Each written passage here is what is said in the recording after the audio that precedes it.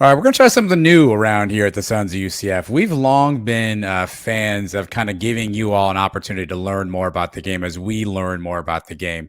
And recently, there's been this new, I don't want to call them this new hot thing on Twitter, but a Twitter account at UCFXOS, that's XOS, that has been doing a fantastic job putting clips out there, kind of giving you a behind the scenes look at some of the plays that you're seeing each week from UCF. His content was so riveting. We reached out and said, hey, we've got to find a way to get connected. So we brainstormed an idea, and I am really glad to bring in Andy Barch, who is the man behind UCF X's and O's. He is going to break down a couple of clips for us here tonight. So we've got some clips we're going to show, we're going to play, kind of take you behind the scenes a little bit at the game that you saw this past week, UCF in Cincinnati. So first off, Andy, I know you're a UCF alum, so charge on. Welcome to the Suns' little inner sanctum here. Appreciate you hopping in. Let me just start here before we get into some clips. Let's get to know you a bit. This is a pretty niche thing, my friend. How did you get involved? How did you start getting interested in doing something like this where you're breaking down plays and clips? Yeah, no, absolutely. Growing up, played football. My uncle he was a football coach as well. He didn't coach me. He was actually coaching up in New Hampshire. But just coaching football had always been something that I'd always been interested in. And then playing football, I was fine for whatever high school football player. But when I got to UCF, trying to look at the walk-on options, that just wasn't a possibility. It wasn't an option. It was just never going to make it. So I ended up going into the coaching route. So actually, that my sophomore year, I actually jumped over. I started in 07, and I actually started coaching over at Haggerty High School. And so Haggerty just started their program too. I think the school opened in 2008. So, I got in kind of at the ground floor. I did 2 seasons over there. After that, I actually had a buddy from school, he was like, hey, you know what? I have a younger brother. He's actually a really good quarterback in the area. I think you guys know him, Nick Patty. So, yeah. So then I actually went over to Dr. Phillips. I hit it off with some of the coaches over there. And then I started coaching the young guys, the freshmen, and kind of helping out a little bit with the varsity as well. That first year was unbelievable. We were 14-0, went to the state championship. Unfortunately, we ended up losing ultimately, but it was just, was football at such a high level. I don't know how many kids ended up signing Division I eventually out of those classes. A few of them are in the NFL. So really just going from there, 2 seasons at Dr. Phillips. After that, I graduated in 2011. I was sports performance. So I was trying to go in the coaching route. I thought, teach, whether it was phys ed, health, something in that realm. And then somebody who I coached with prior, he became the head coach over at Tarpon Springs High over in the Tampa area, or, Tarpon Springs area. And so I went over there. I was coaching running backs. And but that was also a time, economy wasn't doing great, 2012. Budget cuts were happening. And eventually after spring of 2012, they didn't have a full-time teaching position for me lined up for fall yet. So I had to find something else over summer. And then I ended up kind of going into a sales route. So I volunteered here a little bit in there seasons afterwards. But yeah, just, that's kind of the brief background where I started coaching when I was like 19-ish or so. Sure. And really just interested in the game, made a lot of connections. I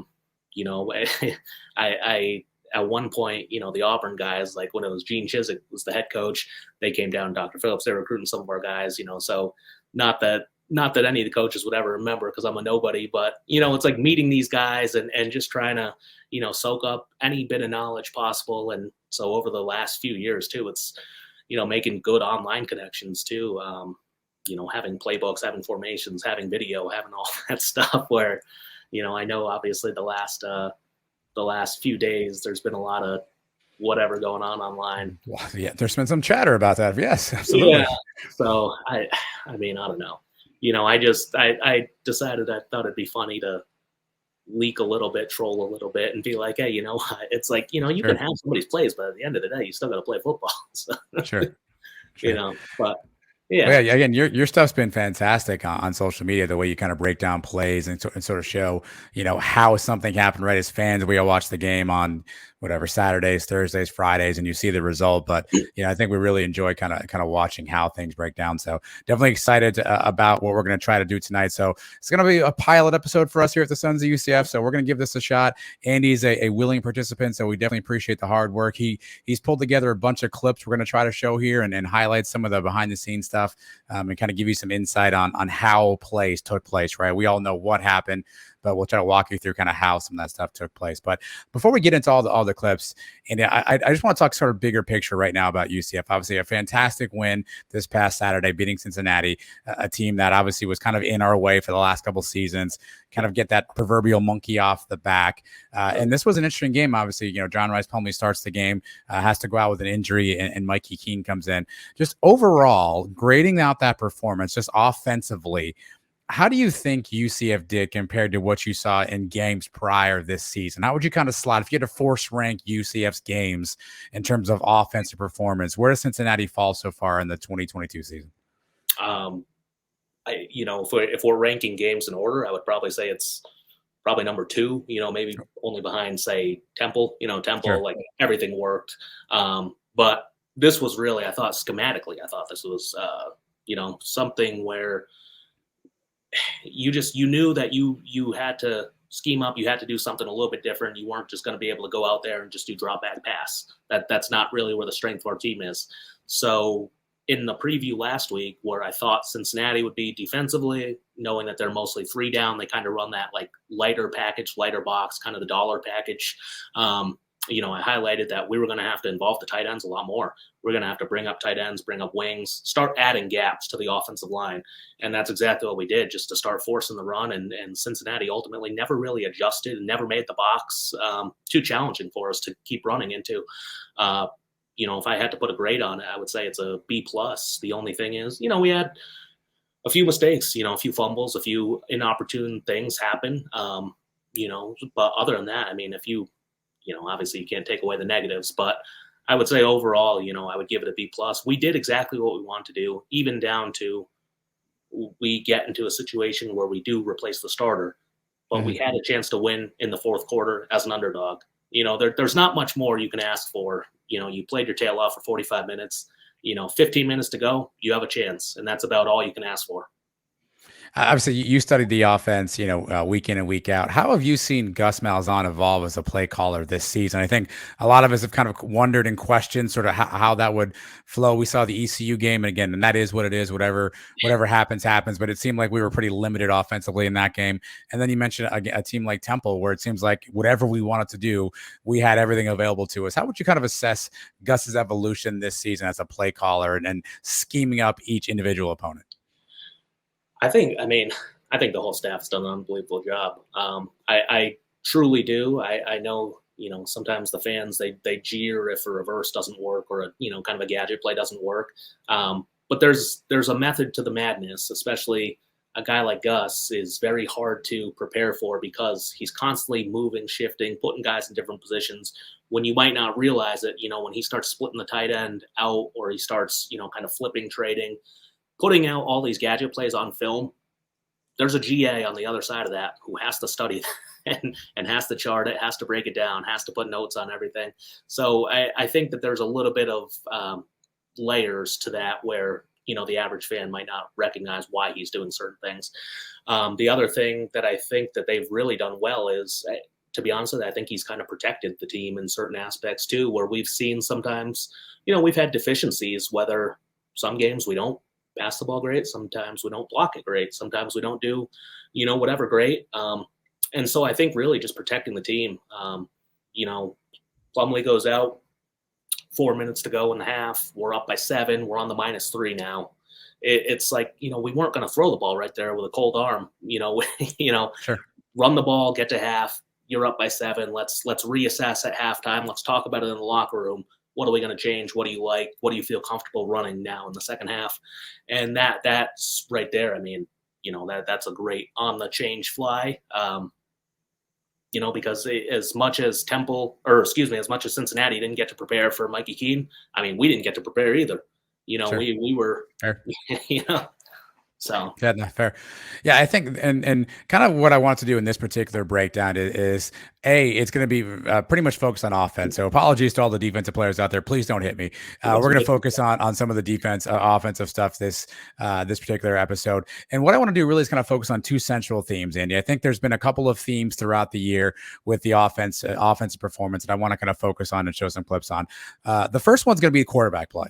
And I said quarterback play because obviously in this game we played two, right? We have John Rice Plumlee, and obviously Mikey Keene came in. So I'm really curious to get your perspective on really one question, and then we'll kind of dive in. There's obviously speculation, and full transparency, it would appear just a naked eye that John Rice Plumlee has a little bit greater athleticism than Mikey Keene, right? I don't want to accuse Mikey Keene of not being athletic, but it would appear that John Rice Plumlee has a little bit more of a skill set in that area. When you watch this game back, could you tell, was there a difference in terms of the way the game was called in essentially the first half with JRP versus what was called in the second half with Mikey Keene? In the first half, it was definitely, what I felt was a little bit more of our base stuff. It was a little bit more, we were going to try to control the ball. We were going to try to shorten up the game. We were going to try to use, use JRP as another attacker. He wasn't just going to be the point guard. He was also going to be an extra gap you have to defend in offense, whether he's handing the ball off or pulling it on the read. It just adds kind of that dynamic layer on the run side of it. On the second half side, we were still calling a lot of the RPOs. We were still calling a lot of the zones. But at the same time, if it was ever kind of a gray area, 50-50 read, Mikey was handing the ball off. They're just, when the quarterback's always going to be right if he does that. There's a few times, we've seen JRP do it in the season where he can out athlete a guy. He can get there, first down, whatever. Or we've also seen times where sometimes, he might pull it and, it ends up being like a, one loss or maybe a one gain. But it's either way, it's not a huge explosive play. But it's kind of one of those things. I think it speaks to both of them where they both are confident within their own skill sets. And they're both gonna do what they think they're the best at. So, but to be honest with you, I thought overall we did a really good job of just highlighting both of them, but at the same time making sure that we were still running. I mean, that last drive, I think, what did we take off 4 minutes on the clock? We ran the ball well, and we were calling really those intermediate short passes. Still, we weren't, I think the deepest throw we had all game was off that little trick play off the flea flicker, and then that ended up sailing out of bounds with Mikey. Everything else was, pretty much within 15 yards. We were throwing a lot of the speed outs, the comebacks, the hitches, that type of stuff. Well, you mentioned gadget plays, and that's something that Gus loves to do. I know the fan base gets on Gus from time to time because it feels like he sometimes picks the most inopportune time to do a gadget play, and he decides he wants to have like 9 guys handle the ball in a gadget play. But here's one that you sent to me, and I'll play it full speed, and then you and I can break it down. This was early in the game. It's the second drive of the game. You see kind of a jet sweep there. And a big gainer there for UCF. So one of those times where Gus's gadget plays works though. But I think that was after the reverse. Yeah, I think from your standpoint though, what made this work in your mind? As I'm kind of slowing it down here, and I'll kind of take it to the point of attack here. Is there an option at this point for the back to keep it, or do you think this is a designed handoff the entire way? I think that this one was designed, but I think that really what made this one really, really work well was the play before when we did have the reverse. So, we kind of baited them into it the play before, and now this play, now you have a little bit of hesitancy on the back end. So you're running not the same exact motions, but you're running kind of similar motion on the back end, similar eye candy. So you are kind of freezing up the defense to be able to do that. As you say that, as you're watching on screen, as you say that, you can see there's 2 Cincinnati defenders right about the American Conference logo there, who at this point, right, they're neutralized. They have no shot at making a play in this particular instance, correct? And you have to respect it. The only way that they're going to make a play is if they basically were to turn and run towards the corner, towards the, where the end zone, where the pylon's going to be, because they're not going to catch it laterally. So they have to play back end chase. So really they're trying to stay home just because they don't want to get burned on here. And that's, Another underrated, I think, thing that we've seen here, and you can see it on the top end here, you see sort of in the backfield moving at the same time as Alec Holler, number 82. You see him get a great seal block here. He's an underrated blocker, Andy. I mean, he does such a great job in the blocking game here. You see him get a great seal on the outside that allows the back to go around there. How important has he been as you've watched film this year and kind of the way that he's able to block? Yeah, I mean, I don't want to overstate it and overhype it the wrong way, but I do think that as far as the we know 1, 2, 4, 22, 5, we know those guys, but if you're including Alec Holler in there, I do think he's one of the most important pieces of our offense that makes it go.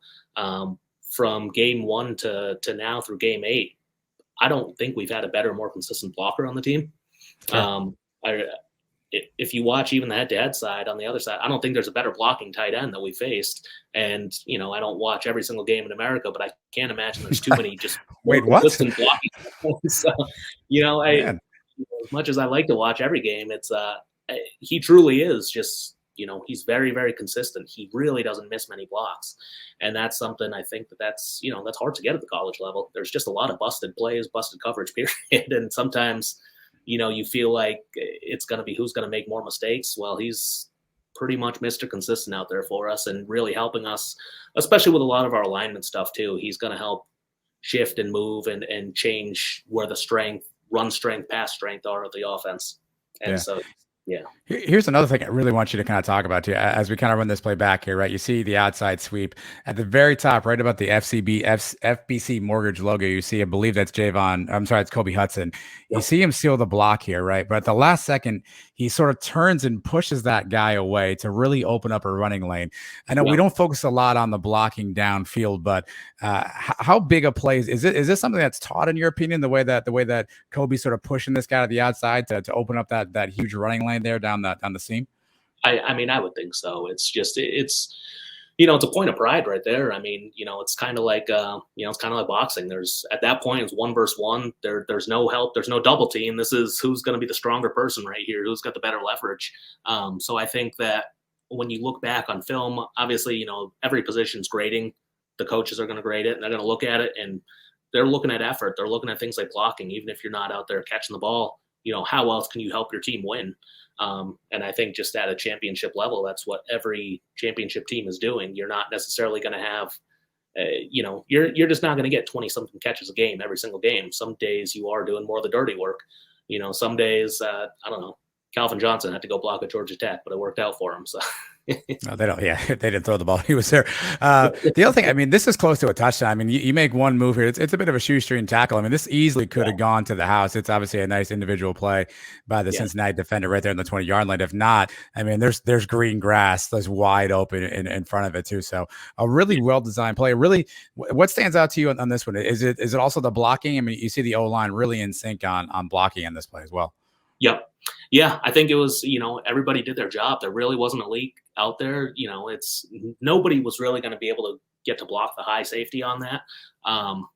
So you kind of, you take it as a one-on-one. And if that's how the play is going to play out, you're going to take a one-on-one every single day. So that's just going to be one of those things where, it's sometimes you make the play, sometimes you don't. But overall, I mean, what do we get? 15 yards on the play. So that would be marked down as an explosive play for the offense, which is, what you're looking for, trying to string together explosives. Obviously, if he scores that, we end up scoring on that drive instead. I think, what do we settle for 3 on that maybe? Yeah, well, I think the other thing that you talk about is the way Gus set that up, right? So the play before, right, by using that action, getting Cincinnati's eyes kind of off target, right, sets that up. Here's another play I want to talk about. This is a screen pass to RJ Harvey. I'll play it kind of in full speed, real time for you here. It's great. Screen pass, a pretty basic fundamental play. Every offense has this. But again, UCF gets 2 blockers out front. RJ makes a nice move, and he's got a lot of green grass in front of him here. What do you see about the lineup of this play, and what stands out to you kind of as this play takes shape, particularly as you look at the offensive line? Yeah, so we're going to give them a little bit of a dirty read. So they're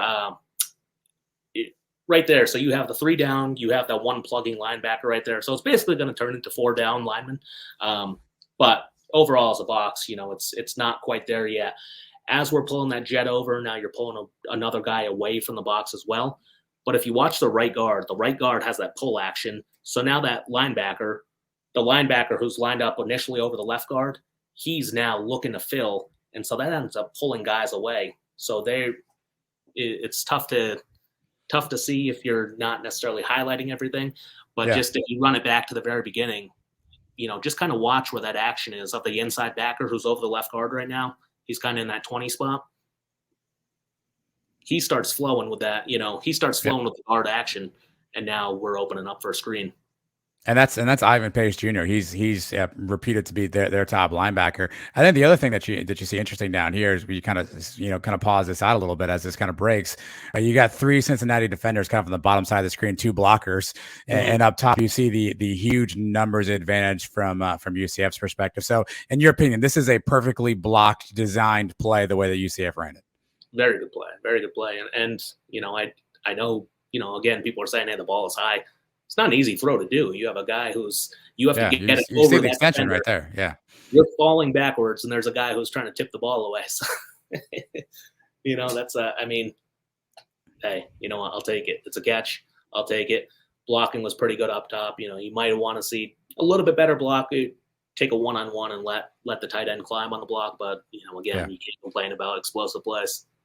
We also love to see, this is Matt Lee, center, chasing down the Ivan Pace, the linebacker there, at least trying to get a hand on him. To your point, there's 2-on-1 up top. We probably still got a little bit too much contact there, but luckily that's why you have athletes, right? And that's UCF's motto is we have an athlete that's better than your athletes, even if it's not perfectly designed. Like, obviously RJ Harvey's going to sort of take it to the house, or at least maybe get an opportunity to at that point as well too. So again, a really well-designed screen pass by UCF. One of the basic, simple plays, but I think when these things get screwed up, it's very easy to go, oh my goodness, how do we flub a screen pass? But when it hits, and it hits pretty good. Oh yeah, and noted at the end, Pace does a great job. He's going to get credit on his end for punching out the ball. I know it's not a fumble on tape, I know it's not a fumble in the game, but when you're looking at grading tape, that's still a fumble and I guarantee, whether it's Memphis, Tulane, whoever, we had a few of those plays, and we've had some fumbles in general where everyone's going to be looking, hey, can we punch out the ball? Can we get it free? So hats off to him. That's a nice play. He's not making the play behind the line, but at least he's not giving up on it either. Let's talk about RJ Harvey's touchdown run. This is the first touchdown run of the game here played, and kind of in real speed. Obviously, you saw just a huge sort of hole opens up on the right side of the line there. Let's slow this down a little bit. How did RJ Harvey get all this space here as we kind of play it out? Yeah, we're looking at zone read right here. But if you go back to the very beginning, just the first shot before we even play, you count the box right now. So UCF, we're looking at 2 receivers are split out, but now we have 9 attacking on the inside, and again, Cincinnati, they're staying in that 3 down, and they have kind of those 2 overhang outside backers, and then they have the 2 inside backers, then that one, kind of little rover safety, whatever you want to call it, over the tight end, over, I think, 85. He's on the back side of the play, and then you have the deep safety who's on the way back. He's playing the alley. So I know, people always say, oh, it's tough. You don't want to, when they're stacking the box, you can't run into it. Well, we saw it against ECU when they broke a big run on us. We did it here now. If you block it correctly, when they're stacking the box, there's no second or third level defender to go stop you now. Now there's no safety outlet on the back end of the defense. So I'm personally, I don't really mind running into a stacked box. If your guys can block it, then that's definitely a good thing. Again, the nice thing with JRP is you can actually go short blocking a man. So sure. Right now, when they're reading off the guy, when they're reading off the end man on the line, this is a nice little play where, he has to kind of freeze. He's not attacking the back because he wants to make sure the ball gets handed off. And he's expecting the other guys in the box to help, do their job, stop it. But we just did a great job with the wash down. I think, it's 82 again. We have Holler again, who's kind of in that wing spot up on the top right. And the other thing I want to call it quickly too, and the TV copy kind of cuts it off here, but it looks like RJ Harvey is moving from JRP's left to JRP's right pre-snap. Is that because he sees that high safety on sort of the left side of the field and recognizes that he's going to have opportunity to move right? Is that a pre-snap read in your opinion, or is that just kind of the play design? No, I think that's definitely called by the coaches, a little flip-flop read. 3rd and 1, you're expecting them to kind of to stuff the box. A lot of the times in shotgun, when the back is either going to be left offset or right offset, most of the time the handoff kind of has to go across the quarterback's face. So they'll set the strength, or they'll set a blitzer kind of coming away from the back. So when you do flip the back, that kind of, I mean, it's not a big motion, but it's kind of shifting what the defense is lining up for. So, say if they were setting, we're going to blitz it towards the opposite side of where the back's lined up. Now you flip it on them and you kind of screw up a little bit of their reads. So that's really, I noticed we did that against maybe say SMU. I think we started to do that a lot of in the second half. Yeah. Here's the other thing I really liked about this play when you showed it. Again, the ESPN camera is going to zoom in first here as the play develops. Look at the push that we're getting on that right side of the line, right? So look where the black line is obviously the unofficial mark of where the ball is snapped. By the time RJ Harvey ends up essentially getting the ball in his hands, look at the push that we've gotten on that entire right side. And again, you've watched this way closer than I have all year. Have we gotten this kind of push? I mean, this feels like something I don't feel like I've seen consistently, but I'm totally naive to this stuff. Have you seen this level of push and this level of run blocking from UCF throughout the season? Maybe not as consistently as we always would have liked, but I'll say this. I mean, from the right tackle spot, he's been very strong all year. Very, very good. It's Ryan Swoboda, right tackle. Yeah, he's been very just physically strong, like kind of overpowering some people. And, I know some of the right side, that's where a little bit of pass pressures come from, but run blocking wise, we've been very strong there. And then again, having Holler there to help, having him help on the combo and wash down on the zone. That's definitely a nice little help to have. Also, really like the hustle on the top side here. This is Steven Martin, sort of a backup receiver, right? Gets involved. He easily could have stood there at the 10-yard line and gotten the best view in the house, right? But he decides to at least run forward, engage a little bit.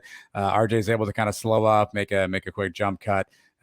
Steven gets just enough to slow him down. And obviously, RJ is not going to slow down from that standpoint. So just this one really stuck out to me. Just a really well blocked play. And again, just the push the line got on this one, I think was super impressive to see. It obviously helps to have a back like RJ Harvey, very shifty, can make quick jump cuts like that. He probably makes your life a lot easier as a lineman. Yeah. He wasn't looking for, just 1.5 just to get the first down. He saw the backside alley open up, and that's a lot of the times where you're going to see it on zone is zone left or zone right, inside zone. A lot of the times when you see the big home run hitters, it's because they cut back against the grain. The defense starts to shift over, and they the linebackers flow one way, and then the back just cuts out the backside, and there's really not much you can do when somebody's running full speed and you have to try to turn around and catch them. Let's talk about the most controversial topic to date of UCF's offense. That is the arm of one John Rice Plumlee. You called this clip out specifically. We'll kind of let it run full time. But as it's kind of playing, what description would you kind of say on what this play call is? Yeah. So, we're running a lot of play action because, again, we're running really well inside zone, inside gap scheme. So the box is a little bit heavy. We have kind of that little tight end wing formation right there. So we're adding gaps again. So we're trying to pull people into the box on purpose right now. Middle field safety, middle field closed. They're running a little bit of a cover 3. And so, it's, I know people want to say different things, and then we're going max protect on the blocking side. This is one of the few like true kind of drop back. Hey, here's your drop back throw. And since he brings a blitz off this left side, right? I mean, it's picked up nicely. It looks like I think that's number 2, maybe coming off that left side on a blitz. Number 1, maybe. Yeah, and that's another thing where Cincinnati, they just that's part of their system is they blitz in general. With 3 down guys, you kind of have to bring a 4th automatically. Not that you have to every single time, but that's the philosophy is you're going to bring a 4th. You're just not sure where that 4th guy's coming from. Now at this point, they brought, I think it was 5 dedicated plus they green dogged a 6th guy because we were in max protection. But I mean, Plumlee, there's that's a beautiful pocket though, right? I mean, from a schematic perspective, that's a clean pocket to throw from right there. Great blocking. He's calm. He's poised. He really gets his base under him, his feet under him. And I think that's where, some of those throws have gone a little bit haywire this year is sometimes when his feet aren't necessarily set underneath him. But this is strike. That's a long throw too. That's the college hashes. They're wider than the NFL. Going from hash to numbers right there, it's not a close throw. and that's a good timing throw as well on the deep pitch, on the deep comeback. So. Yeah, I mean, people are going to nitpick this, right? And they're going to say, still a little bit high on this one, right? He could have put on the numbers, right? But I mean, as the play, really, as he's kind of getting the ball out of his hand, it looks like it's number 92, 97 from Cincinnati there. Does get through a little bit. Looks like that's Matt Lee and Lokai Palue kind of let the leak through, and he's got to make a little bit of an off balance throw there. But to your point, still a good strike and an overall good throw. Yeah, I mean, where he's throwing that ball, at the point that he released it, the receiver is still trying to finish the top of his stem and then come back for the break. He wasn't sitting there waiting for the ball. He was, this is just a good timing. It's a bang bang thing that you don't necessarily get to always see on the TV copy. But he's sticking his foot in the ground when he pulls the grenade on the ball and he's ready to throw it. The receiver's sticking his foot in the ground, then he's starting to work back and the ball's right on him. Timing. There's the corner wasn't on him, knocking the ball free right there. Well, people always talked about, Gus and the staff needs to give JRP easy throws, right? Give him easy reads, easy throws to make. And I think the point you made earlier was really interesting about how UCF's formation here kind of lulled Cincinnati to think, hey, get close to the box. Let's load the box. Is that kind of in a layman's terms when we think about an easy throw? Is this sort of what that would indicate? Yeah, I think so. I think this is, just as far as there's not too many, easier kind of pitch and catch rules right there. When you see you have a corner off and, you're going to stick it in the dirt and you're going to come back for it. It's just kind of, this isn't like a full field read either. He pretty much knew he only had two guys going out on the route. It's either going to be on the left side or the right side. What are we going to do right here? So I think that was definitely a conscious effort. And I think we saw that with Mikey as well in the second half where, we decided, hey, we can do a little bit of this as well. Well, let's talk about that. Obviously, JRP goes out, and that brings Mikey Keene in the game. Obviously, Mikey played a bunch as a true freshman. I don't know how much film you're able to kind of give him last year, but he hadn't seen the field at this point. So, first of all, how hard is that as a QB? You're coming in cold off the bench, not playing. Sort of how difficult is that to do for a quarterback? Personally, I can't speak to the quarterback side, but I can only imagine just how hard it is to step in and just, if you've ever just gone up and just tried to do anything just for the first time, whether it's, you walk into the gym and, hey, I'm just going to go start sprinting around. You know what I mean? You kind of want to warm up. I do that all the time, Andy. I do it all the time. Yeah. Just get to the gym, just start sprinting around. Exactly. You run in there, you pick up a basketball, you shoot a three, and it's like, if you haven't shot in a little bit, probably not doing well. So I think that just, adjusting and being able to do that was definitely impressive. And we saw, obviously, they got to the half and they made sure they got to the half before they started throwing it.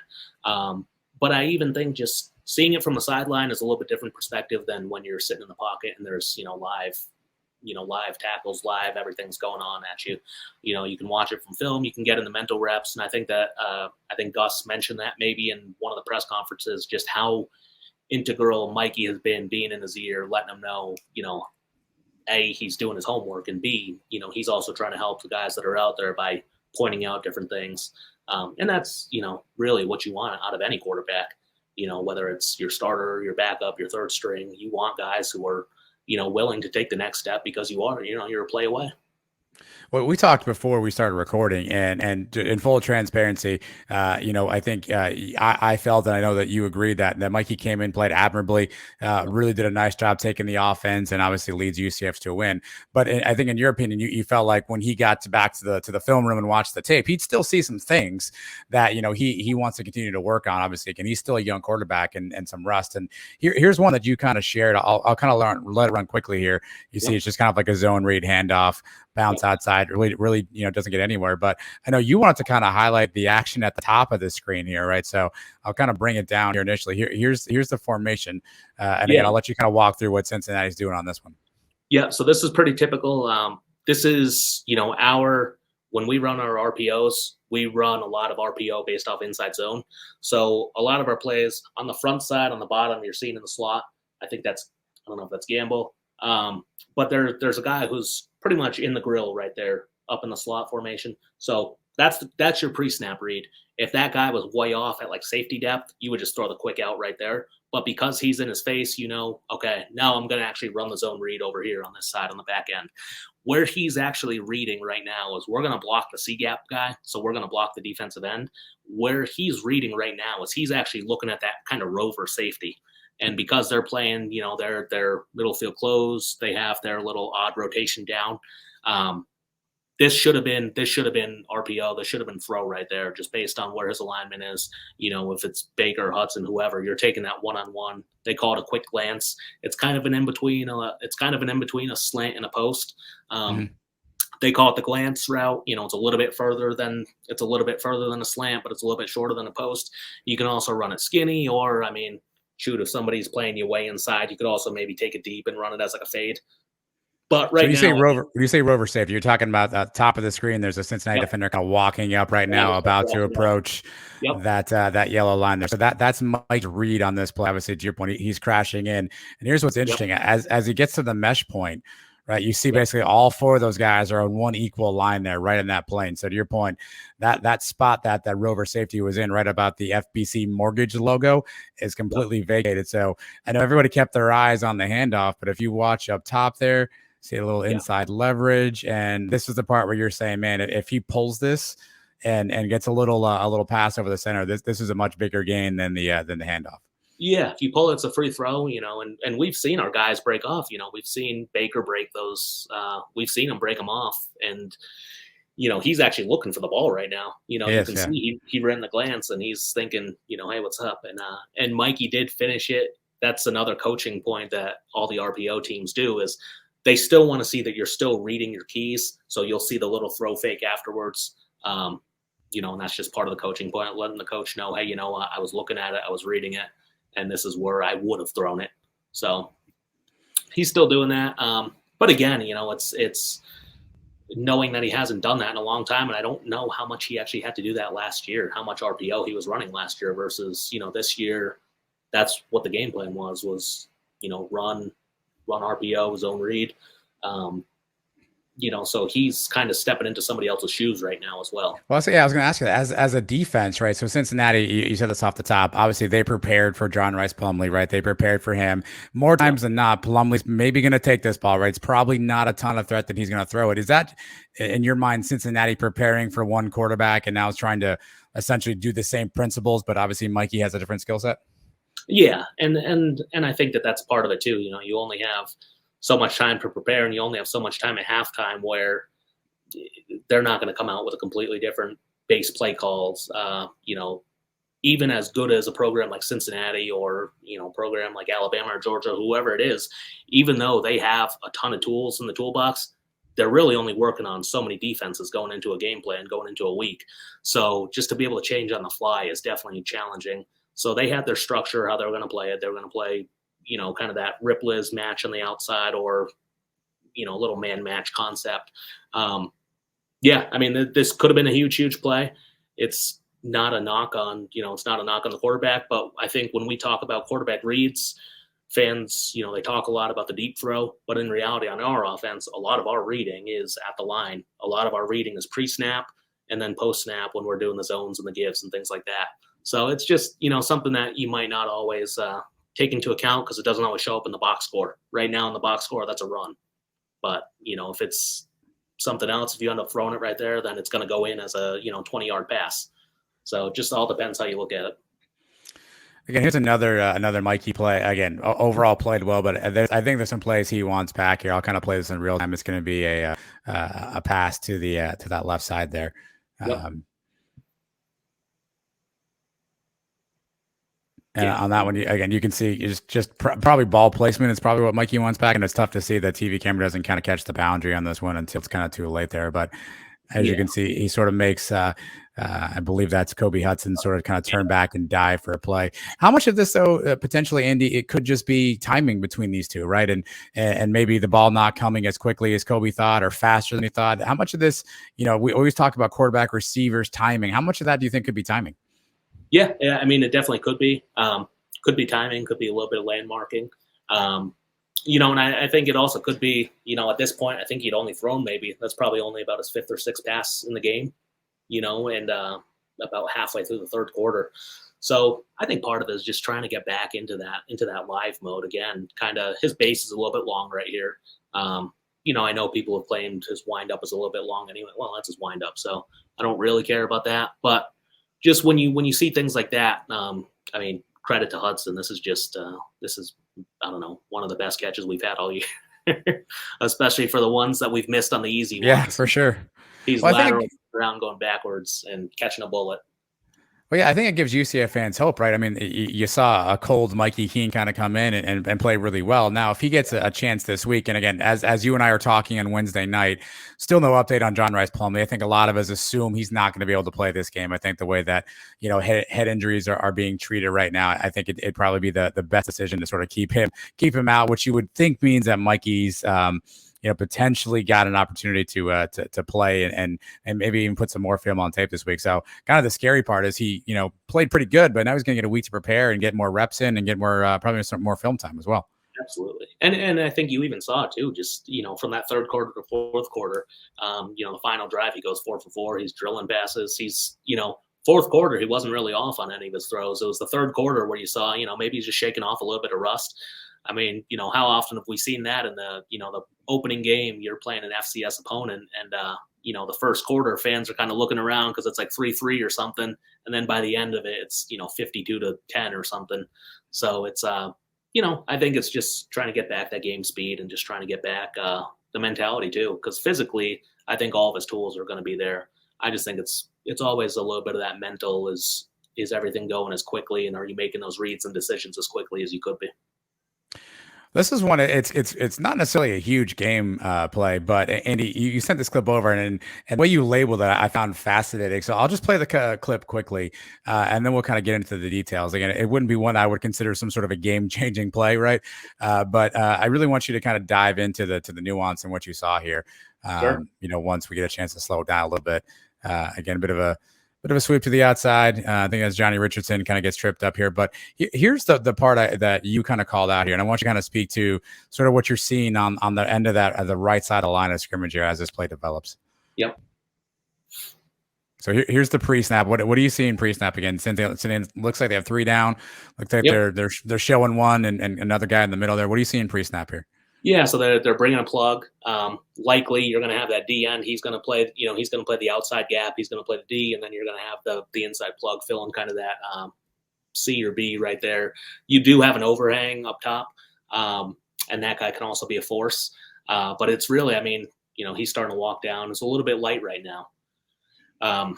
So yeah, I think that overall, when you're watching this play, though. I think this would have been one of those perfect plays. See the end starting to crash down. The end, he's doing a little bit of a surf technique on the top of the play, where that would be your read end, that 97 up top. That's where, to me, that's where JRP would have pulled that ball. And, with good blocking up top, one-on-one, you'll really only have one guy to make miss right there, who's kind of sitting on the hashes at this moment.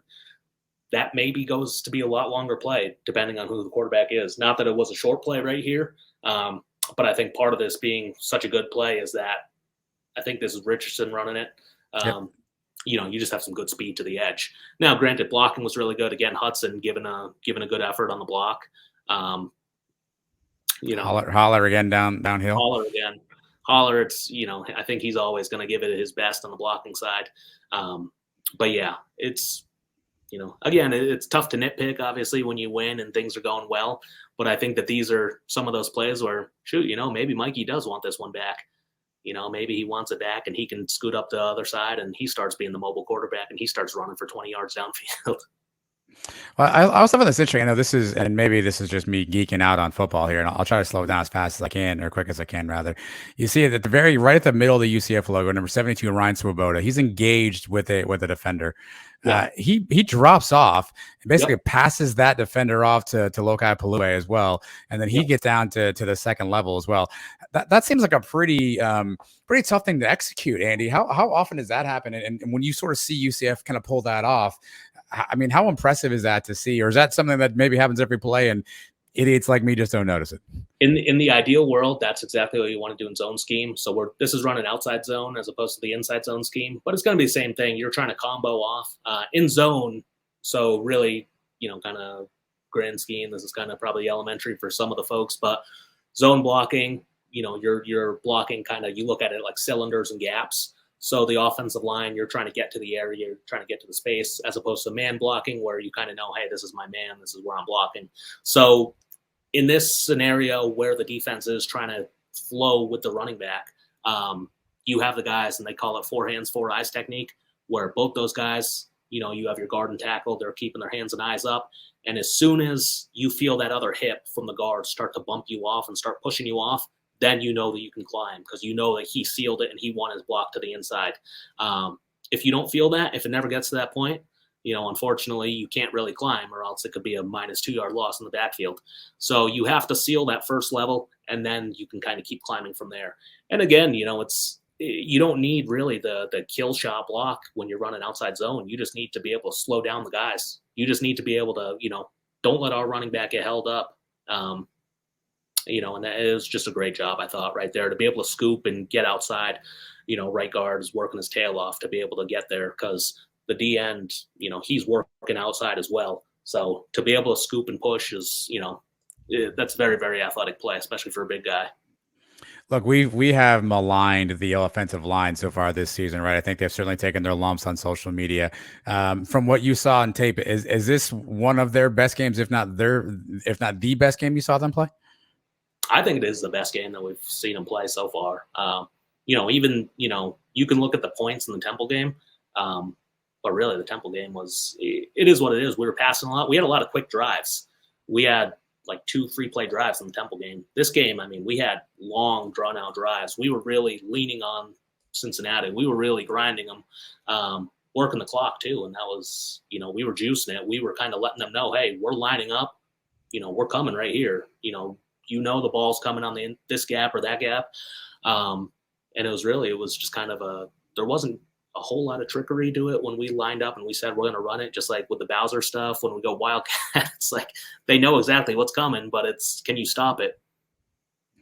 Well, obviously, we'll wrap on this last clip here. UCF wins the game, and obviously, everyone's really excited. But you sent this clip over, and essentially, UCF may have had a chance to win this game a little bit earlier in that same drive. This is the final drive. I know it's kind of cut off by the score bug here, but 21-18 UCF at this point. I think it looks like it's about 2:30 on the clock here, and so obviously, this is earlier in the drive. What do you see in pre-snap here, Andy, as you look at Cincinnati's formation and what UCF's doing?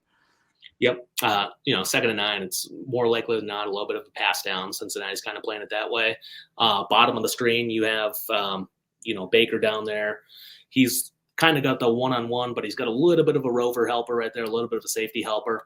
So really quick, why does he take us inside? Why does he walk this down, right? Obviously, initially he's kind of tight to the line. Yep. You kind of see him walk it down. What's the advantage of walking that route down? I think part of it, honestly, is you're trying to pull guys away from the box. You're trying to not let it get over. The defense basically is going to kind of have to dictate where they're going. So say if that safety wanted to drop to the middle of the field and the middle field safety wanted to push over, now they can't necessarily dictate and do that if you start widening out. That's like a lot of the Josh Heupel stuff you're seeing at Tennessee. Sure. And the stuff that we used to do, when he was here. Our receivers are basically sitting out of bounds, but the issue is you kind of have to put a body out there. If you leave them uncovered, then they're just gonna throw it out there. So that's part of it, is why you're walking that out there. Again, we keep that wing in, and that's given us an opportunity to kind of, we can either add on as a blocker, or we still have kind of that run threat right there. And then up top, we saw, I think is it Hudson? Yeah, it's Hudson right there who, when they start kind of shifting and reassessing, he actually goes out to the widest position, and he goes out to about the top of the numbers right up there.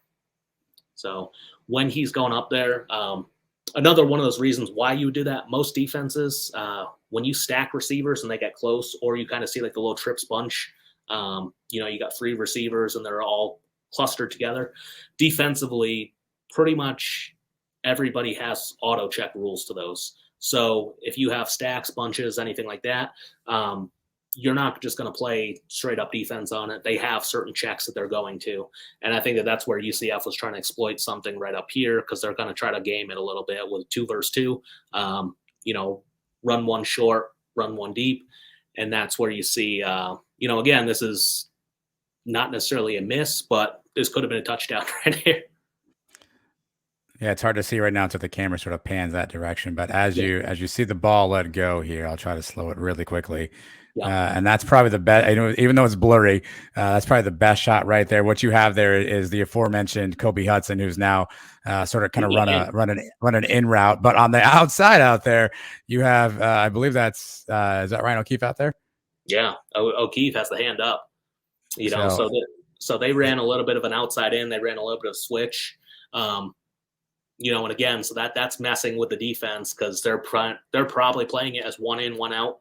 It's kind of basketball defense style where you're going to take the first guy, you're going to take the second guy. Well, that's exactly what you're trying to scheme up right there. Is a nice little shot play, especially when one is supposed to be the most outside, deepest receiver, and now you have a free streaking Ryan O'Keefe. And I think that's one of those things again where, again, more reps you get, you're going to see that on film and you're going to realize, oh, okay, yeah, I need to pull the trigger on that ball, not this ball. Yeah, and it's tough to tell too. I mean, we don't have the all 22 copy, so it's tough to tell exactly where that DB is when Mikey releases it. Right by the time the camera pans, obviously you see him breaking in. But even if he's not close. Even if you want to be conservative, I trust Ryan O'Keefe's speed against whoever this guy is to be able to outrun that. I would say when he pulled it, that DB was sitting at about the 30-yard line right there, and and O'Keefe is streaking up on the hashes, and so yeah, that would have been again that would have been 6, but who knows? Maybe you give them too much time on the clock. Yeah, I mean to be fair, I mean that probably would have been a nice electric moment. The bounce house would have gone crazy, but then you leave a lot of time left on the clock for Cincinnati to potentially come back down and drive the football. So it obviously turned out well, but I think it's interesting. Look, I know. By no means, by no way, shape, or form is this meant to be any sort of an indictment on the way Mikey Keene played. No, I think he played really well. I know you feel the same. I think it just continues to show that there's still growth, right? There's still opportunity for Mikey to get better. I think we all forget, even though he played decent as a freshman, he's just a true freshman. He hasn't seen the field this year. I mean, I think I heard 310 days in between snaps, something like that, live game action. I mean, that's tough to knock that rust off in a half, particularly against the defense like Cincinnati, who's they got some players on that side of the ball. Oh, 100%. I mean, I still really think Cincinnati's defense is very, very good. I think that they schematically probably could have adjusted a little bit better to what we were doing. But their players, I think it was shown that their players are very, very athletic. Their players are very good on defense. There's not, to me, there wasn't a huge drop off on the defensive side between last year and this year. Obviously I think they had a first round pick and a second round pick and all that. But I mean, they're still talented guys, and some of those guys eventually are still going to make the NFL. And again, I thought Mikey played very, very well. We're just kind of highlighting, if all things are being equal, if you want to get from a B+ to an A or wherever you're thinking, if you want to go out and win a conference championship and you're looking to try to put the best plays out there, I think that's kind of what you have to do in these types of games is how do we tighten up and we get a little bit better from week to week. I know beginning of the season, that was kind of the complaint, right? Is that we're riding this roller coaster. We're going, 50 points, whatever, 13 points or whatever it was, 50 points, 14 points. And then 20 points, 70 points, 13 points. And so, if we can just be consistent, I think our defense has played really well this year. I think our defense played lights out, on Saturday.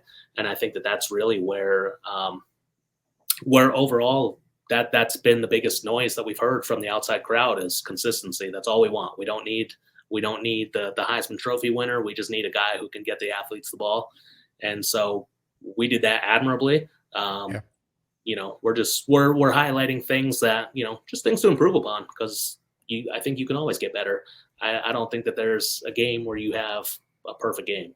That's just the nature of football. You have 11 guys who are trying to do, Well, in my opinion, I've certainly have not coached anywhere at a level as you. There's just beauty in the nuance, right? There's beauty in the nuance of what happens kind of play to play. And we see the result and we throw our hands in the air, we yell and scream.